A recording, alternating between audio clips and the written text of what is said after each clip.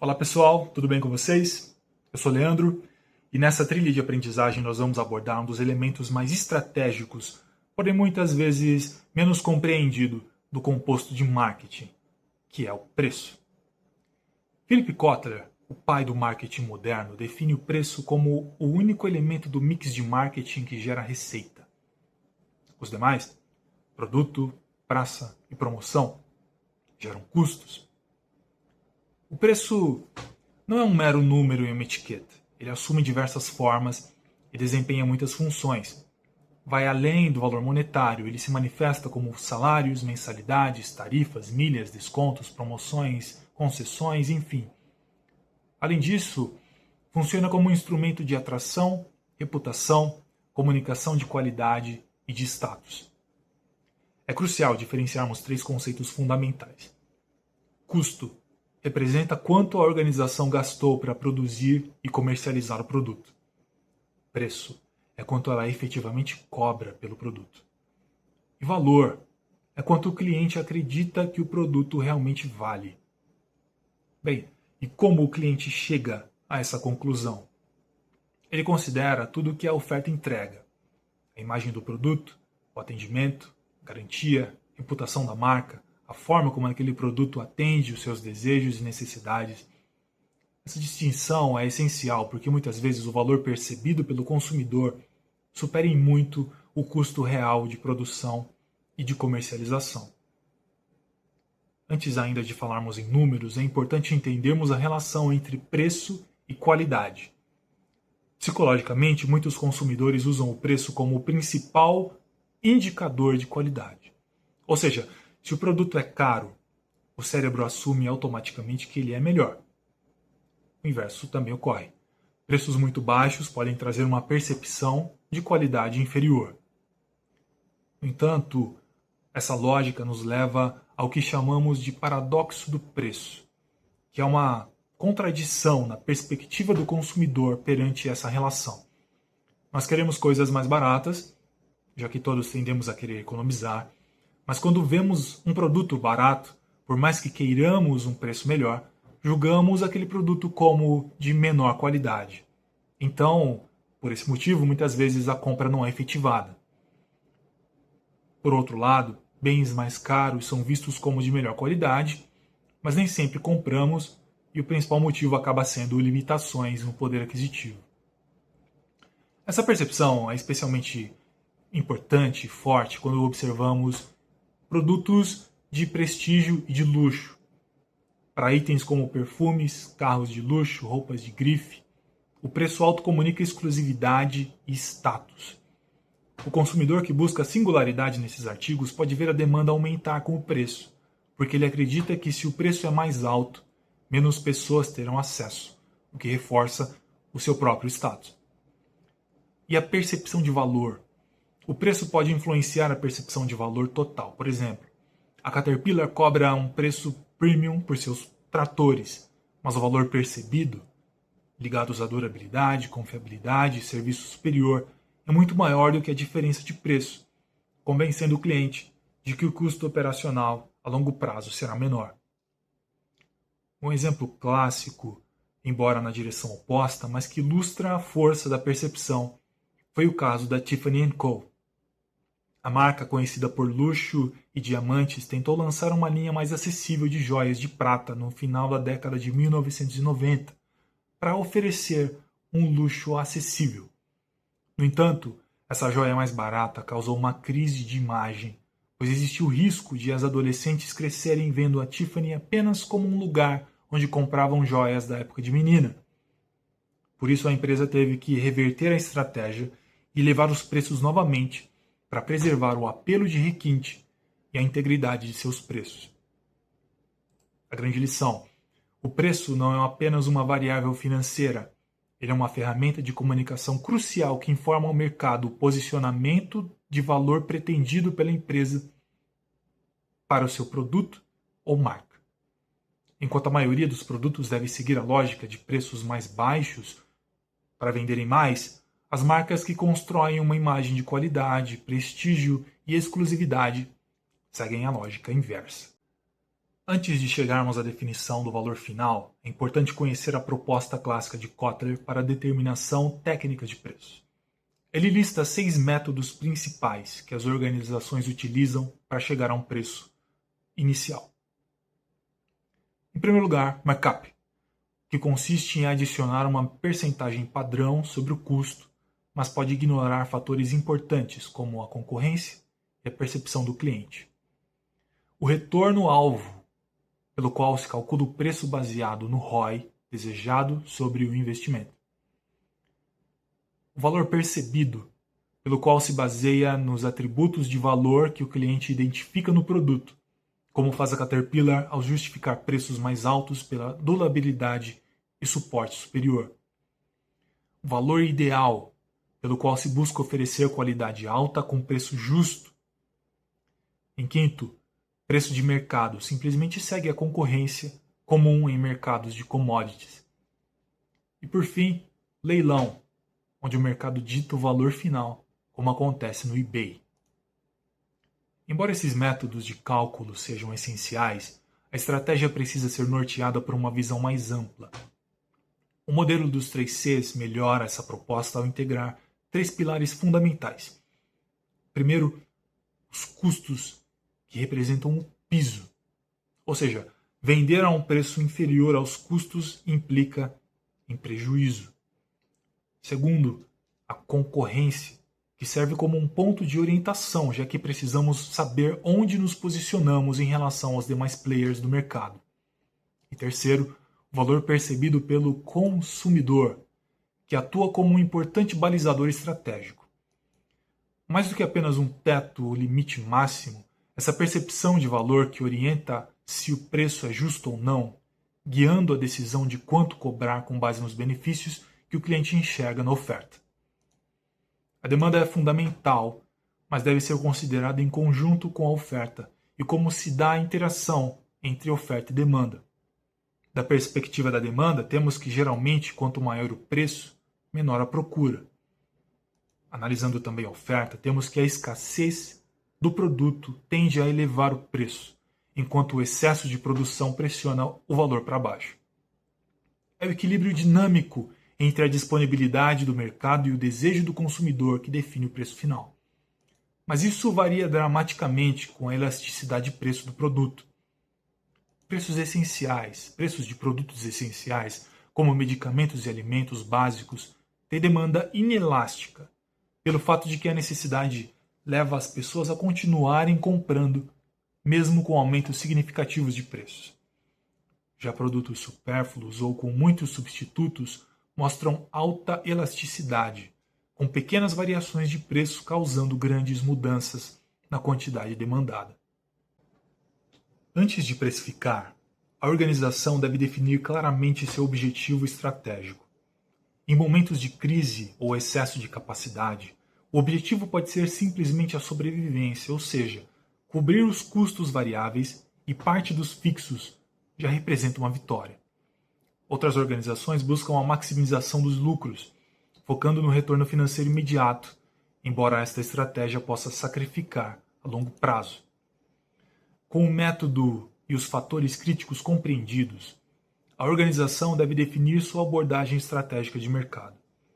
Essas estratégias estão profundamente ligadas às estratégias genéricas de Michael Porter: liderança em custo e diferenciação. Vamos a 4 caminhos principais.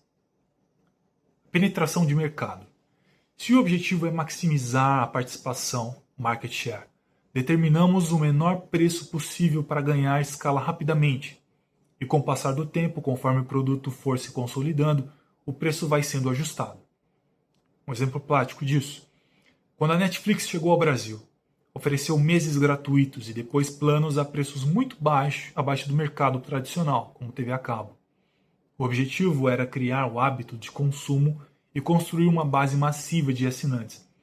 Outro exemplo são os aplicativos de delivery como o iFood, que entraram com descontos agressivos e frete grátis para conquistar tanto os consumidores quanto restaurantes. Desnatamento, skimming, o oposto da penetração de mercado, ideal para produtos inovadores, onde começamos com preços altos para capturar os consumidores pioneiros e depois reduzimos gradualmente. Exemplo prático disso. A Sony fez isso com as primeiras TVs de LED e OLED. Lançava modelos a preços exorbitantes, na faixa de 15 a 20 mil reais, para entusiastas da tecnologia, e ao longo de 2 ou 3 anos, a mesma tecnologia chegava a modelos de 3 a 4 mil reais. No Brasil, vimos isso claramente com os smartphones dobráveis, que começaram acima de 10 mil reais e hoje já se encontram modelos comercializados na faixa de 4 mil reais. Liderança em custo e preço, ou estratégia de custo de Porter. Aqui a proposta de valor central é ser o fornecedor de menor preço no mercado. Não se trata apenas de sobreviver, mas de construir uma operação tão eficiente que permite precificar abaixo da concorrência e ainda ter lucro. Um exemplo prático. No varejo, o Walmart promete preço baixo todo dia, devido ao seu imenso poder de compra e eficiência logística. Em quarto, diferenciação e preço premium, estratégia de diferenciação de Porter. A empresa busca ser percebida como única em sua indústria, oferecendo atributos superiores, qualidade, design, status e inovação, que justifiquem um preço mais alto. O exemplo prático disso está no setor automotivo, em que a Tesla não vende apenas carros elétricos, vende tecnologia, sustentabilidade e performance, comandando preços premium. Relacionados aos métodos que nós abordamos, existem estratégias específicas que podem ser extremamente efetivas. Uma delas é o preço psicológico, que é um clássico, e está no nosso dia a dia. Usar R$ 9,99 em vez de R$ 10 funciona porque nosso cérebro processa o número da esquerda para a direita, registrando 9 em vez de 10. Outra tática poderosa é o parcelamento. Ao destacar 10 vezes de R$ 50 em vez de R$ 500 à vista, o cérebro tende a focar no valor menor da parcela, criando a sensação de que o produto é mais acessível e diluindo o impacto psicológico do custo total. Quando nós falamos então de parcelamento que combina essas duas estratégias, por exemplo, 10 vezes de R$ 49,90, nós enxergamos a combinação dessas duas estratégias. O preço psicológico, o parcelamento. O efeito disso então é ainda mais potente. Saindo um pouco da forma como o preço é apresentado, entramos em uma tática essencial de segmentação, o preço discriminatório. E por que essa estratégia tem esse nome? Bem, esse é um termo técnico que significa que a organização discrimina, ou seja, diferencia os segmentos de mercado, ajustando o preço conforme a capacidade ou disposição de pagamento de cada cliente, sem que haja uma mudança proporcional dos custos de produção. O exemplo mais óbvio disso é quando diferentes preços são praticados de acordo com o público consumidor, como, por exemplo, o fato de que nós, estudantes, temos direito à meia entrada. Isso reflete uma segmentação por perfil socioeconômico e pela percepção de maior elasticidade da demanda desse grupo. Outro exemplo disso é a discriminação por local de venda. Pense em uma lata de refrigerante. Ela tem um preço no supermercado e outro muito mais alto em um restaurante ou frigobar de hotel. O produto é exatamente, rigorosamente o mesmo, mas o preço muda devido ao esforço de praça. O local de venda agrega valor através da conveniência, do serviço gelado ou da experiência do ambiente, justificando um valor diferenciado para aquele momento de consumo específico. E já que nós estamos falando de varejo, também temos duas filosofias opostas de precificação. A primeira é expressa pela sigla EDLP, que vem do inglês Everyday Low Pricing, que é o preço baixo todo dia consagrado pelo Walmart que nós comentamos anteriormente, que é a promessa da marca de manter preços constantes e baixos, evitando a oscilação de promoções para fidelizar o cliente pela confiança no custo-benefício. É importante notar que essa é uma proposta de valor e o consumidor final é quem vai validar essa proposta, comparando se a promessa é realmente cumprida. A outra filosofia é a estratégia alto-baixo. Ela é muito comum em supermercados brasileiros, onde se alternam preços normais mais elevados com promoções frequentes e agressivas para gerar fluxo de loja. Bom, para entrarmos em algumas curiosidades e modelos alternativos de precificação, nós podemos mencionar preço dinâmico utilizado pelo Uber, Airbnb e companhias aéreas, por exemplo, pelo qual se ajustam os preços em tempo real, conforme as dinâmicas das variações de oferta e demanda, da concorrência e outros fatores. Isso reflete a otimização de precificação possibilitada pela tecnologia. O modelo freemium tornou-se padrão no mundo digital, presente em apps que oferecem uma versão gratuita básica com upgrades pagos para funcionalidades avançadas. A ideia da versão paga por assinatura também ajuda a organização na perspectiva do marketing de relacionamento. Além das tradicionais, surgem novas estratégias participativas que desafiam a lógica de preço fixo. Um exemplo forte é o modelo Pague Quanto Quiser. Qual é o propósito dessa estratégia? É o seguinte: transferir a decisão do preço para o cliente. A organização não está apenas vendendo, mas testando a honestidade e a real percepção de valor do consumidor. Vemos isso aplicado desde a venda de produtos artesanais em mesas de honestidade, até eventos que estipulam faixas de preço sugerindo uma contribuição social mínima ou uma contribuição ideal para quem pode pagar mais. O objetivo estratégico aqui é gerar um profundo engajamento e transformar a transação comercial em uma relação de confiança e corresponsabilidade. No entanto, esse modelo carrega riscos. Depende muito do contexto cultural e do tipo de produto, podendo resultar em receita abaixo do esperado se não houver uma campanha de comunicação que eduque e engaje o público sobre o valor real da oferta. Além disso, se a precificação é difícil para a própria organização, que detém o conhecimento sobre o processo de precificação, imagine delegar isso para o consumidor. O comportamento do consumidor em relação ao preço mudou drasticamente nos últimos anos, especialmente com a popularização da internet. Hoje, os consumidores podem comparar preços instantaneamente entre dezenas de fornecedores, buscar descontos agressivamente através de cupons e promoções, e muitas vezes se recusam a pagar mais do que consideram justo. Para responder a esse consumidor exigente, as organizações atuam em 3 frentes distintas. A primeira delas, na facilitação de compra, por meio das quais a organização oferece opções de parcelamento para reduzir a dor do pagamento imediato e diluir o impacto psicológico do preço total. A segunda é a fidelização, migrando para modelos de assinatura, transformando transações pontuais em relacionamentos recorrentes de longo prazo, por exemplo. 3. Na diferenciação, investindo em experiências sensoriais, em que o ambiente e o serviço agregam valor real à oferta, justificando a cobrança de preços mais altos. A precificação não é isenta de riscos e várias armadilhas devem ser evitadas. A guerra de preços talvez seja a mais perigosa. Surge quando as organizações entram em uma espiral de reduções sucessivas em que todos saem perdendo com margens cada vez mais comprimidas. Ignorar o valor percebido é outro erro comum, pois focar apenas nos custos sem considerar quando o cliente está disposto a pagar significa deixar dinheiro na mesa. Não revisar preços regularmente também pode fazer com que a organização fique em desvantagem frente ao mercado.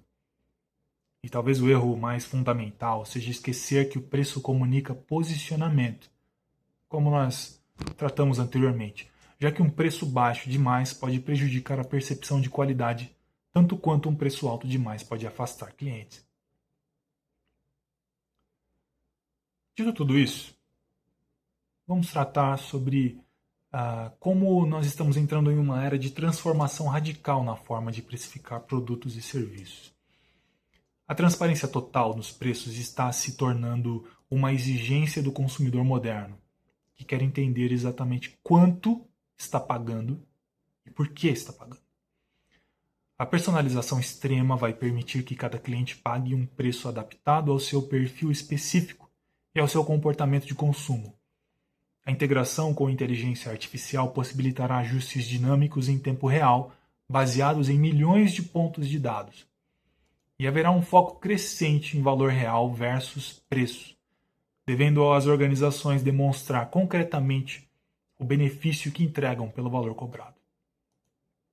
Recapitulando tudo que nós tratamos, vocês puderam ver ao longo dessa videoaula que o preço é a única variável do composto de marketing que gera receita diretamente, enquanto produto, praça e promoção geram custos. Por isso, o preço é elemento estratégico poderoso que deve estar perfeitamente alinhado com o posicionamento da marca, o público-alvo que deseja atingir e os objetivos estratégicos do negócio. O preço comunica valor, estabelece expectativas, define o público-alvo e pode ser o diferencial competitivo mais importante em mercados saturados. Na próxima vez que você for comprar algo ou pensar em precificar um produto, lembre-se do seguinte: o preço certo não é necessariamente o mais baixo, nem o mais alto. É aquele que melhor comunica e entrega valor para o cliente, ao mesmo tempo que garante a sustentabilidade e prosperidade do negócio. Espero que esta trilha de aprendizagem tenha sido frutífera, que você tenha gostado e que nessa jornada nós possamos nos aprofundar ainda mais nesse assunto. Um grande abraço e até a próxima.